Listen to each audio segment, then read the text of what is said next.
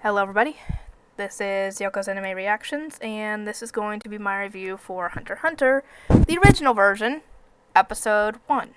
And the reason that I picked the original version is, well, first, I went to check, the search engine thing, the keyword explorer, to see which had, a better score.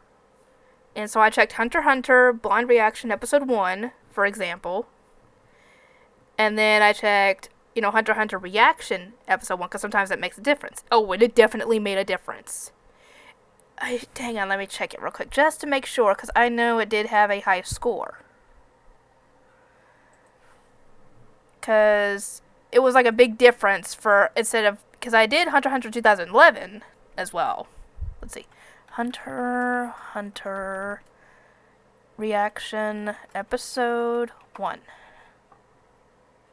I don't remember if I put English dubbed in there. Oh, here we go. Yeah, it's an excellent number. 83 out of 100. It says there's a little bit of competition, but this keyword is searched so often, it's worth targeting. When it has a high score like that, I go for it. So that is part of the reason why I picked the original Hunter x Hunter. And the other part is that I've been trying to do more on Funimation recordings instead of having to download the episodes, because it says, hard drive space and all that. And the 2011 version was not on Funimation. It was only the original. So I don't know what they ended up adding to the 2011 version, because there's I think 75, 76 episodes for the original, and 148, I think, for the 2011 version. So I don't know what the heck they added. But, yeah. So I am very sorry that you guys aren't getting the 2011 version.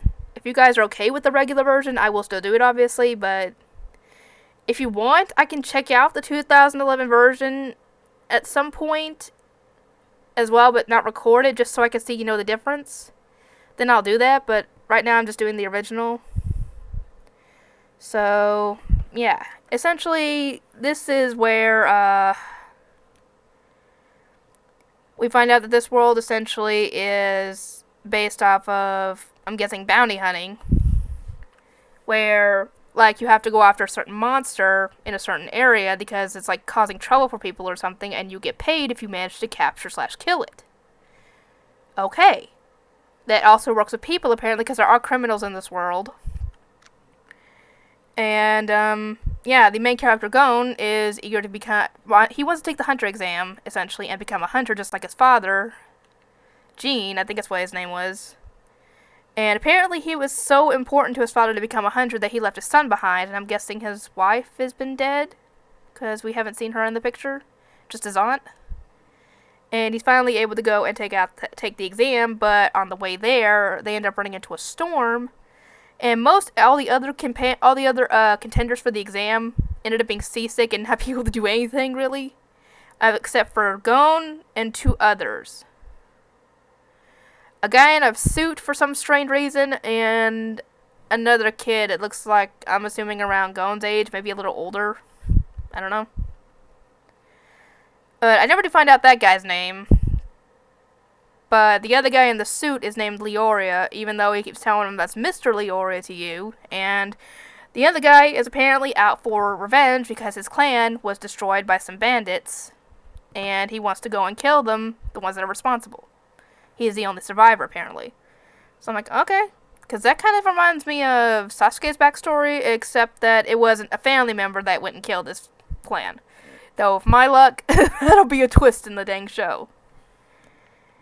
Which will be weird, but, it's not unheard of. But yeah, he's out for revenge. He wants to be a blacklist hunter, essentially going after criminals. Anyway, and the other guy, he's out for the money. He essentially is out for money, and essentially thinks that money can buy you anything, and I'm guessing including happiness, which it cannot, obviously.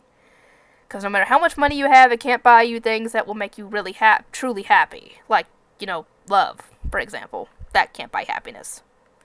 Because even if you did manage to find someone, they would probably, if you managed to get someone to fall in love with you with your money, most likely, they ain't gonna stay if you don't have the money.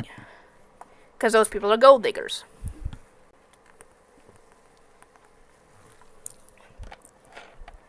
But it turns out the captain of the ship is a part of the Hunter exam committee where, he screens all the candidates before they even get to shore to find out, who is worthy of, continuing on for the exam. Because there apparently are a lot worse trials for the part of the exam, and the ones who couldn't even stand up during the storm wouldn't be able to last against it, so it's probably for the best.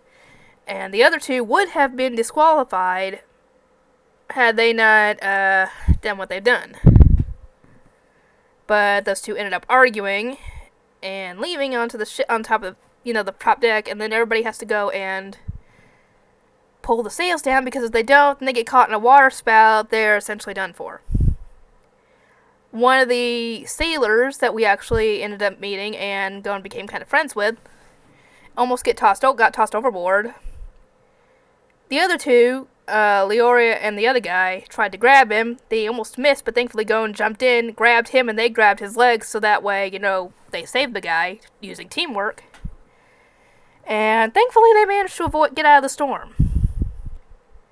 And because they worked on saving the guy, I guess that redeemed them enough for the captain to let them all continue on to the exam. I am curious as to how this show is going to go, because I know that people do die in the show.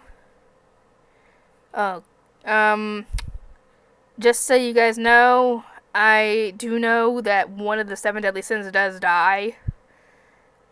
I know which one, and I don't like it. Call me spoiled. Or I got myself spoiled, because I ended up getting spoiled because someone kept making videos, I guess, when it got to that point in the show, saying who dies, and the people in the thumbnail was Merlin and Escanor, and I went and searched up Escanor because I was trying to look up something, and it said he was the Lion Sin of Pride, and I was like, oh, that's past tense. So I knew that he must have been the one to bite the dust, and I don't like that. I don't like that. He's the freaking strongest at the 7 deadly sins. Why him? Of all of them. Why not Gother?